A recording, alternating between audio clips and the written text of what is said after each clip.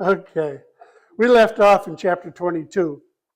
Today we'll be picking it up in chapter 23. And I want to just make sure we understand the situation that Paul is in. He's asked that he could speak to the people. The commander has given him the permission to do that. Paul is standing up talking to the people the next day because the commander wants to know what it is that Paul is being accused of by the Jews, to the extent that they're so angry with him. What is it that this problem that he's created? So he releases him from his bonds, commands the chief priests and all the council to appear, bring Paul down, and they set him before him, and that's where the chapter 22 ended. We didn't know what was going to come of it, what he was going to say, what was going to be an issue about it, if an issue is to be raised. But at any rate, that's where it left off. So when we start into chapter 23, I'm going to be looking at the first verse. We'll talk about these things as we go through it, and as I usually do, and try to remember my philosophy about teaching is to take into consideration in myself when I study, what does it mean to me? What is God trying to share a message from days gone by that would help me be a better person? And they're not always messages, but for the most part, in general, when you look at the big picture, there will be some personal messages that we can learn from. I'll make a point of that. Verse 1 of chapter 23. Then Paul, looking earnestly at the council, said, "Men and brethren," and you'll learn why he addresses it that way in a minute, "I have lived in all good conscience before God until this day." My question to you is, can you say that? I couldn't. And that's a confession I don't have a problem making. But that's the kind of thing I want to make sure I see when I read Scripture. Is it something he's trying to tell me? Yes. Paul said, I'm in a good conscience before God until this very day, and I have to say to myself, I have done some things I'm not too proud of, or I'm embarrassed by. Fortunately, because of the forgiveness and the grace and the mercy of God, I can be forgiven those things. That gives me peace in light of what it is that I struggle with. Okay? Why would Paul say these things? I mean, remember, in light of what Paul is being threatened with here, and there's no end to that, he's prison, beatings, even death. We were told that they were trying to kill him. That was the whole idea behind what was leading up to this point. Paul is saying, in the eyes of God, I have done nothing wrong. And to the council, that's not what they're hearing. To the council, it sounds like that Paul is saying, I have favor with God, as though God wasn't with them anymore, he was with Paul. He's just making a reference to what God is initiating as a change from Old Testament as we know it to the New Testament and the resurrection of Christ. That's all he's really proclaiming. And yet they get all cut out of shape with this. All right? What they think is he's claiming favoritism with God. And they have no understanding of the truth in that statement. They aren't interested in hearing what Paul has got to say about this. They think that their God is the God, and he's there exclusively for them. That's their attitude toward all of this. Verse 2, the high priest Ananias commanded those who stood by him to strike him on the mouth. That seems strange to me.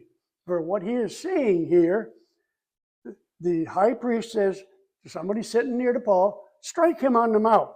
Paul said to him, God will strike you, you whitewashed wall. Now, when I read that, I've heard whitewashed references past, but there are some versions that say whitewashed pig pen. A little more graphic, a little easier to understand. I don't understand a whitewashed wall. Maybe it's to cover over something that was there before, to make it look fresh. I don't know what the real illustration of all of that is. But when he says, you're a whitewashed pig pen, that I can get a little bit picture of. He goes on to say, for you sit to judge me according to the law, and do you command me to be struck contrary to the law? Now, from what I understand, this is not a reference to God's law. This is in regards to man's law. How dare you to judge me when I haven't been charged with anything as of yet? All men have a right to defend themselves. And that's all his claim is. It's at this point that Paul is made aware that when he says this to the high priest, he's made a mistake. He's made an error. And what we hear from him say to those who stood by, do you revile God's high priest? Somebody standing there in that crowd who heard Paul challenge the high priest, challenged him. Are you seriously reviling God's high priest? And Paul knows he shouldn't have done that. And it's sad, but there's a lesson in it for us. Paul said, verse 5, I did not know, brethren, that he was the high priest, for it is written. This is a claim that Paul understands. For it is written, you shall not speak evil of a ruler of the people. In other words, I'm sorry, I apologize, I just didn't know. When Paul perceives that one part were Sadducees and the other part Pharisees, he cried out in the council, men and brethren, and that was the reason for those two phrases that he explains, I am a Pharisee, the son of a Pharisee. Concerning the hope and resurrection of the dead, I am being judged. What Paul is doing here is a clever defense tactic, and I want to point that out to us. Paul perceived that one part of this gathering were Pharisees, one part of this gathering were Sadducees. I don't know how it was divided, whether it was even or not, that really isn't important. And he uses that fact to set one side against the other. In other words, I stand here before you accused, but now I'm going to put it in your ball game. The ball is in your court. You deal with it now, because he has two different factions here to deal with it. All right? Now, he goes on to explain. When he had said this, a dissension arose. And of course, that's true, absolutely true. It's Paul's defense against what's going on here. It caused a dissension to arise between the Pharisees and the Sadducees, and the assembly was divided. And that's why I said this is a very clever defense tactic. He's going to divide them against themselves as they came together to rule and judge him. And I think that's very clever. However, as I read on early when I first started studying God's Word, I didn't know the difference between Sadducees and Pharisees. And somebody has made some really cute references to how to remember all of that. But verse 8 tells me exactly what that means. It describes those two factions. For Sadducees say that there is no resurrection or angel or spirit, but the Pharisees confess both. So you have those two factions. He knows how they stand. He knows what they believe. He knows the position they'll take. And that's why he makes this claim and divides that room, because of the things he says. All right? Sadducees say there is no resurrection. Pharisees confess there is. That last verse defines the difference between the two groups. But it's right there in God's written word for us to understand. We don't have to guess at it. We don't have to have our own opinion about what it might be. It's right there for us to understand. Verse 9. Then there arose a loud outcry, and the scribes of the Pharisees, their party, arose and protested, saying, we find no evil in this man, but if a spirit or an angel has spoken to him, let us not fight against God. Now, isn't that exactly what Gamaliel just got through trying to tell them? Here, just recently we studied that, and I made a point of telling who Gamaliel really was. The value of having that name Gamaliel on his lips. And here he is being told by the head of the Pharisee group, the scribe of the Pharisee group, listen, if a spirit or an angel has spoken to him, don't let us fight against God. And that's exactly what Gamaliel was trying to warn them against. Verse 10. Now, when there arose a great dissension, the commander, and this is interesting how this is worded, is first of all, picture the dissension. And the dissension at this moment isn't necessarily toward Paul. It's kind of against each other, which he's done by dividing the room. But the commander, fearing lest Paul might be pulled to pieces by them, I thought that was interesting, commanded the soldiers to go down and take him by force from among them and bring him into the barracks. Verse 11, but the following night, the Lord stood by him. I hope when you read these kinds of things, those sorts of statements stand out to you. Might even highlight them.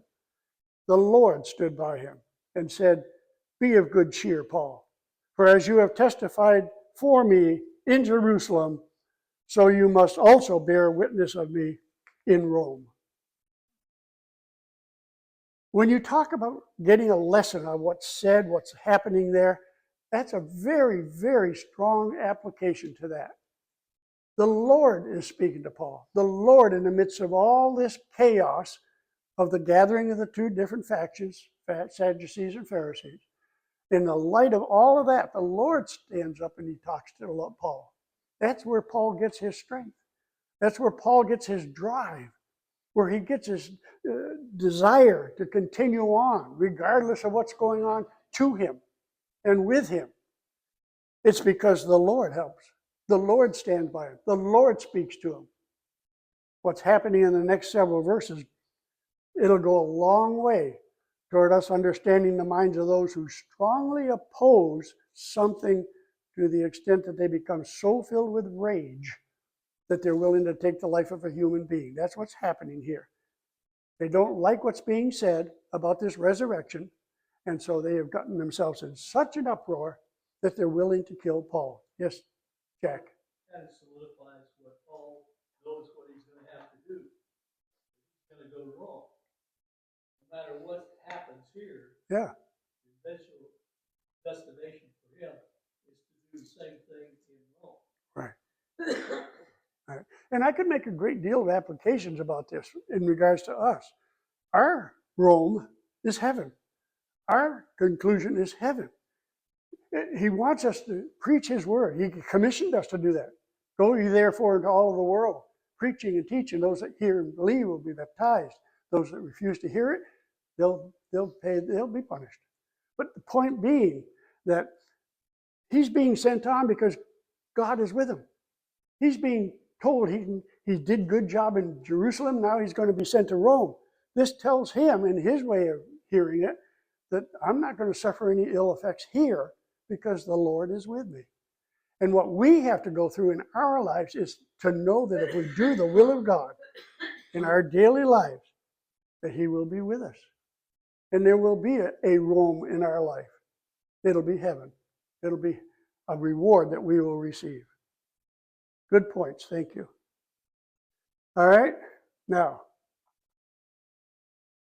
as I just said, this whole episode is going to take a lot of us to an understanding of why people do what they do when they get so filled with rage that they're willing to take a human life.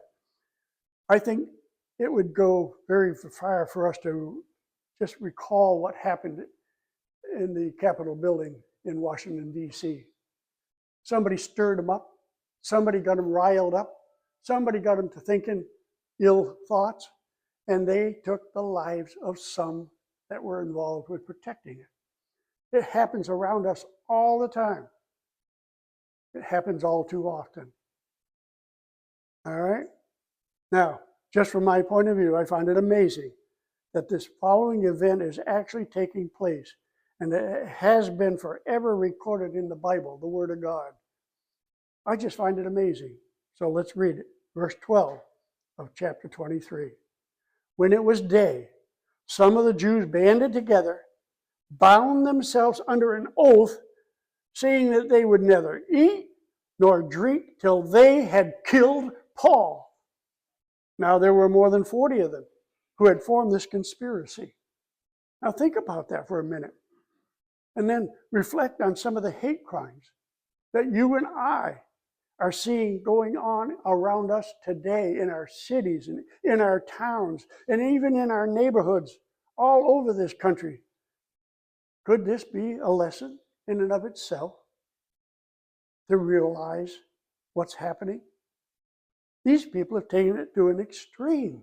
They're not going to eat, they're not going to drink until they have accomplished what they've set out to do.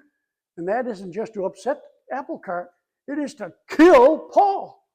That's drastic. that it happens all the time, even in our society today, and especially in our society today. Verse 14 and 15. Bad enough that they were plotting this conspiracy, but listen to what goes on now. Verse 14 and 15. They came to the chief priests, the elders, and they said, "We have bound ourselves under a great oath that we will drink nothing until we have killed Paul. Now you, therefore, together with the council, suggest to the commander that he, Paul, be brought down to you tomorrow, as though you were going to make further inquiries concerning him. And listen now, but we are ready to kill him before he comes near." That is just graphic. Yes, Pam. How is that different than what they did to Christ? Right. They accused him too, threatened to take his life as well. They peppered people in the crowd to yell out bad things to stir up the others. Right. But in this case, he's going to live. Christ had to give his life. That's a good reference to it. Thank you, Pam. Okay, so what he has just done is he's called on these powerful people, chief priests, the elders, the council, the commander, and he wants to make these individuals co-conspirators.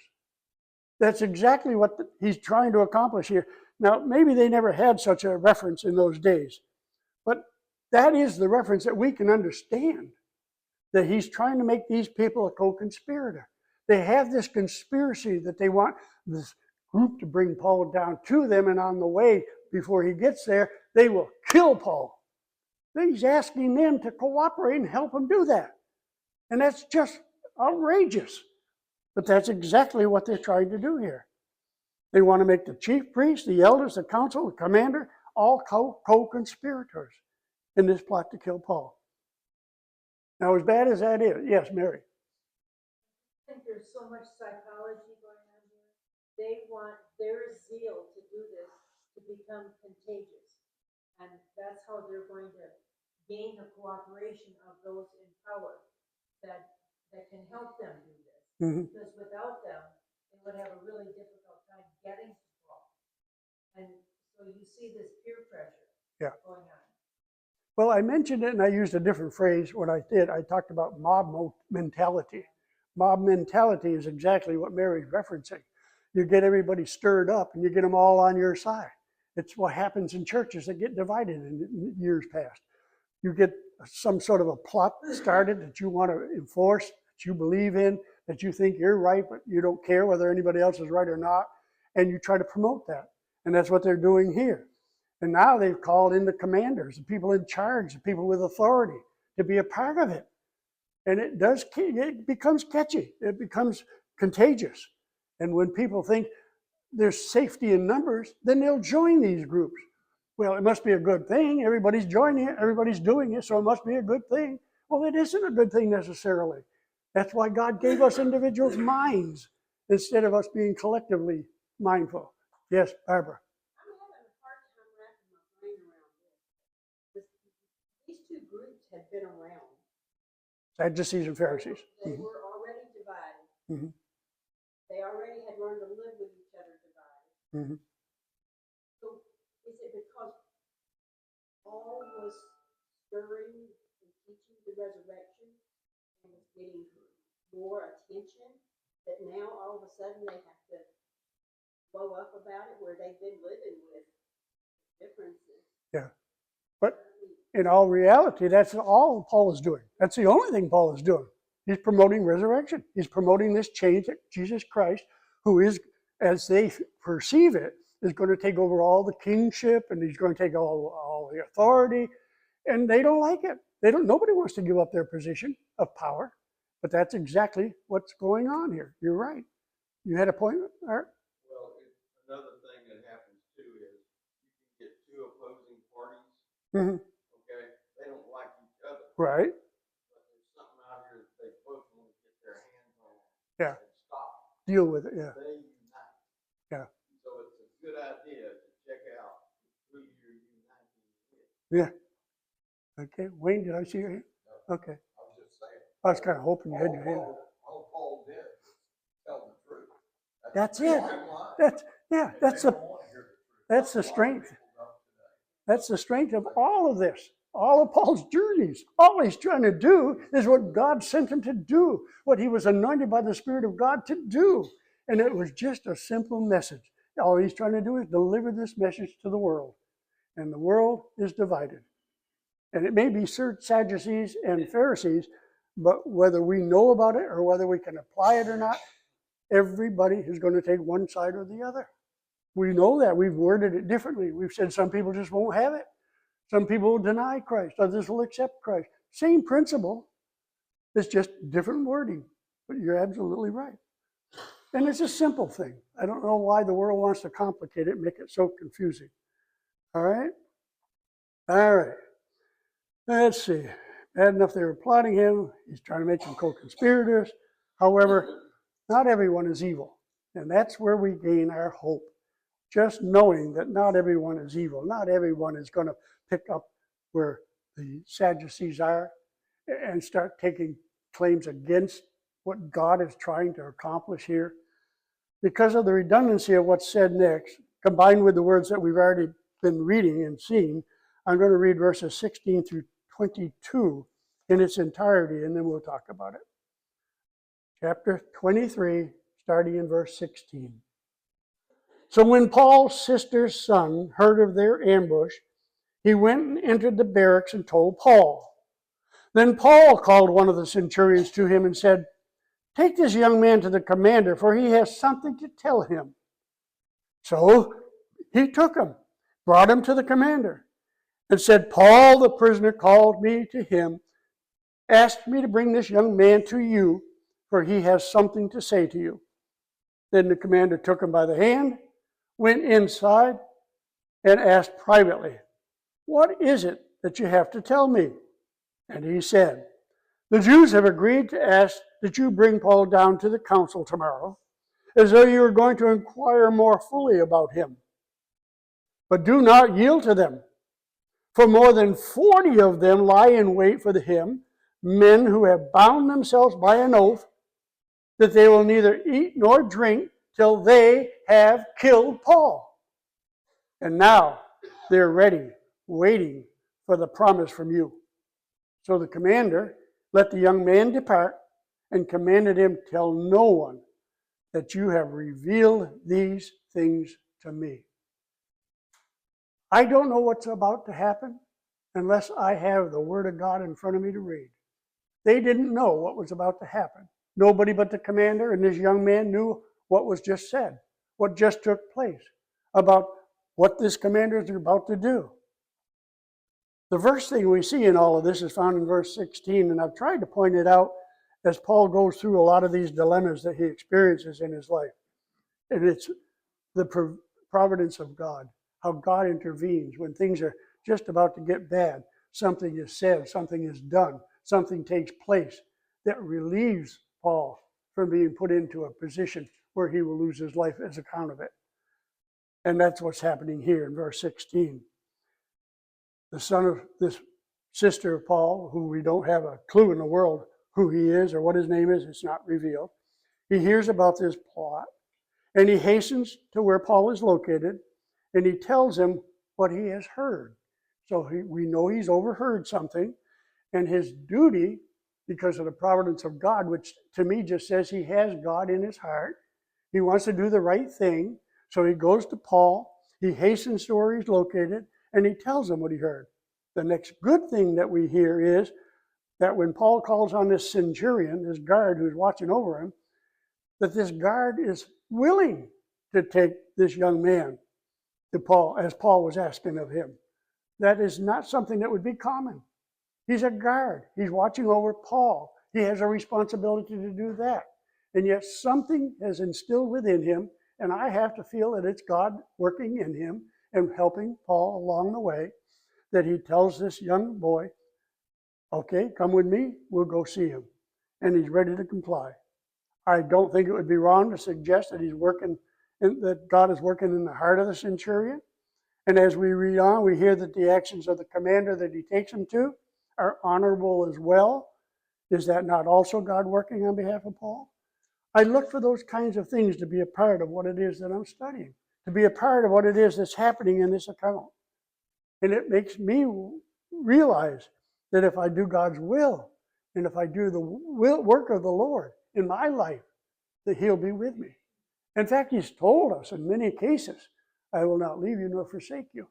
And we see that repeatedly over and over as God intervenes, how the providence of God works through the events that take place so that Paul is left to be safe. Now, what happens next is kind of a twofold conclusion. First, the commander calls out the troops, but why? The first thing I asked myself when I read that is, why did you do this? Well, let's read verses 23 through 25, and maybe we'll figure that out. Starting in verse 23 of chapter 23. And he called for 2 centurions, saying, prepare 200 soldiers, 70 horsemen, 200 spearmen, to go to Caesarea at the 3rd hour of the night. Now it sounds as though God has provided a way of escape. Didn't He tell us that? Hasn't He told you and I in His Word that there is nothing that will overtake us, that He will not provide for us a way of escape? But we have to look for that. We have to know it and recognize it when it happens. And the same thing is true here as this is happening with Paul. The governor's getting him out of the situation, taking him down to Caesarea. We don't know why, where, or any of that yet. We're going to find out in a minute. But that's God working in his life, just like He's promised to work in ours. He will provide for you a way of escape. And that, to me, is extremely important. All right? So, verse 24. After having done all of this, he says, I will provide for him mounts to set Paul on, bring him safely to Felix the governor. So now we know why. We know who he's going to do. Take him safely to the Felix the governor, and maybe the commander isn't as honorable as we thought he was. I don't know about that, but maybe he just wants to get this problem out of his backyard. That sometimes that's how people think. I'll get him off of my hands and put him into somebody else's responsibility. And in this case, it's Felix the governor. Following military protocol. He's going up the chain of command. He's taking him to somebody higher. So it does accomplish both. Yes, Cynthia. Are they going to go to Rome? They will eventually. Yeah. Well, what that tells us, Cynthia, is that there's something better ahead for Paul. That's the hope that Paul has. That whatever's taking place here and now in this matter of them threatening to take his life will not come to fruition, because the Lord has told him, you've done well for me in Jerusalem, and now you're going to go to Rome and help me. It isn't happening here. It will happen as time progresses. Very good question. Thank you. I'm sorry? Right now they're going to Caesarea to see Felix, the governor. Absolutely. Right. Okay? So, the commander has written a letter. And an interesting thing about this is as it follows. He's told him to take him down to Caesarea to be in the hands of Felix the governor. He writes a letter in the following manner. Now, we're going to have to read that letter to find out what it is that he says. And interestingly enough, God has provided us that letter to read. They didn't know. Nobody knows what's in that letter except the commander. He has been told what to do. He's been told what he's wanting to do. He's done it. He's put it into action. He said, get some mounts, get Paul up on the horse, take him on down there to Caesarea, and stand him before Felix. Let Felix deal with the matter. Okay? Because he has more authority. People will listen to him. He's on top of the chain. All right? So, because God has provided for us a letter, let's read it. Claudius Lysias, to the most excellent governor Felix, verses 26 through 30, if you're there. Greetings. This man, Paul, has been seized by the Jews and was about to be killed by them when I came upon them with the troops and rescued him, as I had learned that he was a Roman citizen. Now, you might remember that from last week's study, when he challenged him, are you going to really beat a Roman citizen? Anxious to find out why they had accused him, I brought him down to their Sanhedrin, which is just their council, just their legal status, their courts, if you will. Here I learned that he was accused about questions of their law, but was not charged with anything worthy of death or imprisonment.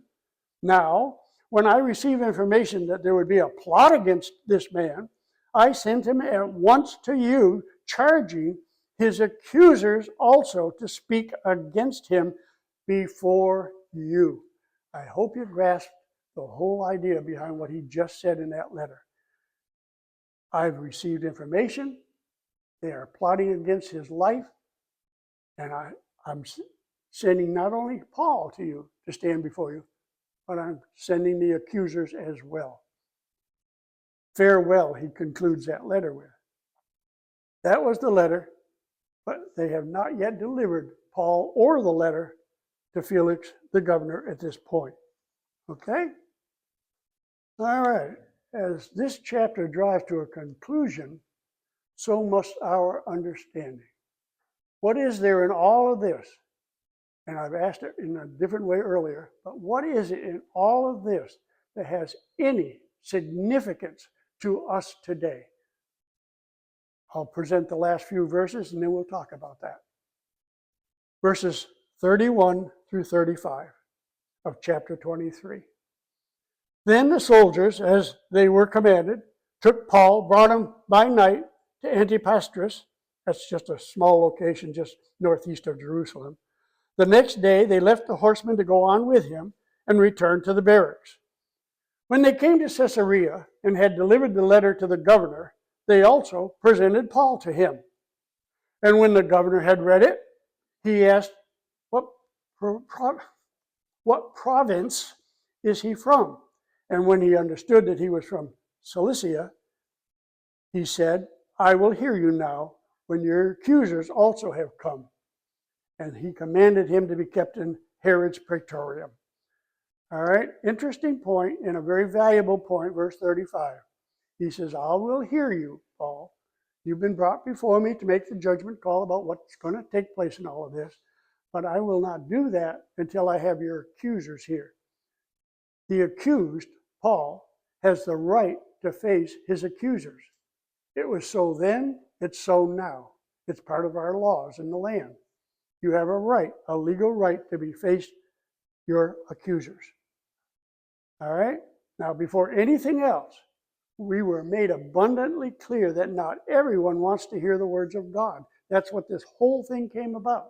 It's why this whole traveling journey of Paul's, first journey, second journey, third journey, on it goes, and the other apostles as well. They will have ears to hear, but they won't hear it. They'll have eyes to see what Jesus has done and what has accomplished, and they will not see it. And it just causes all these problems. Another small point would be sometimes we just don't have all of the facts. So, if we're shown to be wrong, as Paul was shown to be wrong when he said he would smite, that the Lord would smite this commander on his face, don't be so arrogant as not to be willing to apologize and say, I'm wrong, I just didn't know. It's a strong message that a lot of us overlook. We want so badly to be right and not to be challenged that we have this problem with saying, I'm sorry, I just didn't know. Please forgive me, whatever. But that's all that unfolded for us. The next big point would be, if what you're doing, if the way you're living your life, of the things you are following are of man, we were told by Gamaliel, it will amount to nothing. Okay? If this world is all you have, if what you do in your life is worldly, carnal, and nothing to do with God, then your life will amount to nothing in the end. But if it's of God, you will not be able to overthrow it, lest you be found to fight against God. God was and is with Paul. That's what we see in all of this so far, and have seen as Paul has journeyed. And if you are living your life for God, He'll be with you as well. And that should give us great hope, and we should honor, praise, and glorify God for that point. All right, there's a lot of other points that could be made throughout that whole writing. I should know better than to do that. It could have stayed there forever. Oh. All right, that wraps up chapter 23. And I hope it was good for y'all. Yes, Art? Something that I find time after time throughout these things like this, the Lord appeared to Paul and said, "Get peace, still, we're going to go to Rome from here." Mm-hmm. This Felix that he's getting ready to come before, he had married into royalty. He even had an association with Nero. Okay? Okay. So here's somebody that is known by high Roman authorities. Mm-hmm. That is getting ready to step before. Just about anything that he decided to follow is going to take place. But he decides that he sees That gave Paul hope that what's going to happen isn't going to happen right here and now. They're not going to take my life. I'm not going to get killed. God is with me. We may not have that extremism, of our life being threatened, but we do know that God is with us. Yes, Christine. That's what I was saying. If we believe, we're strong enough to believe that our faith is strong enough, it's going to happen. It will happen. But that's what faith is all about. If we try hard enough, We have to have faith to believe what we have learned. And that's such a good example of that in all of Paul's life. Anything else? Yes, Pam. He took him into a rest and said that he was gonna hold him until the other guys got there. Yes? Yep. Just hold. When the other guys get there, it'll be taken care of, but if the other guys don't get there, we're just gonna hold him, and in the meantime, things are gonna cool off. Sometimes I that, don't know if yeah. I'm making any sense. No, sometimes that's true. If you wait long enough, things will settle down. But this is an ongoing problem that Paul has faced and is facing and will continue to face. And will, Wrong, what's waiting for him there, is that that? yeah, ultimately. Okay. He should be happy he's going to Rome. Well, see, death doesn't frighten men like Paul and shouldn't frighten us either, because God is with him. His reward isn't because of what's going to take place in Rome or Jerusalem or Caesarea or anywhere. His reward is in heaven because of being obedient. So all of these threats really don't even bother Paul at any point. Jack? Well, I think the fact that they determined they were gonna kill him. And it moved down the chain, because the only ones that could kill him was the Romans. They couldn't kill him legally. Right. They could have assassinated him, but as far as, so he had to be handed down the chain to where the Romans got control of him. Then, as a Roman citizen, he did what he needed to do. Okay. Very good. Yeah. I'm going to be tried by the court of Caesar. I just, thinking about us talking about it, I just wrote down a couple things that I thought were just so interesting. How it's a two-way street that he's living on. Sure. Because Jews weren't allowed to harm a Roman citizen, Mm-hmm. whereas they were, man, they could get fired up. They were able to kill a Jew in a second. And everything that unfolds here Yeah. may not be something we're familiar with in our modern day, but the application is a power struggle from the get-go. I mean, that's what it really comes down to. We're not going to let this fellow Paul take away our power, take away our position. We're going to kill him. But then there's some things that enter into it, like the law, like the way it has to happen in those days and time. Nowadays, you can get shot just crossing the street. Doesn't have anything to do with what you say, what you do, who you do it for. But our problem shouldn't be to worry about the issues that are going on in the world today. It's where are you going to spend eternity? What are you going to do while you're here? That's what all of this is trying to point to. Paul is doing God's work, God's will, and he will receive his just reward as an end result of it. It won't be in the hands of a Roman or of anybody else until God says it's time. Okay? Anything else? Good. Thank you. We finished on time today. Good class. Appreciate y'all. Appreciate your comments. Let us close with prayer. Paul, I'm sorry. I got Paul on the brain. Wayne, would you dismiss us, please? What an honor.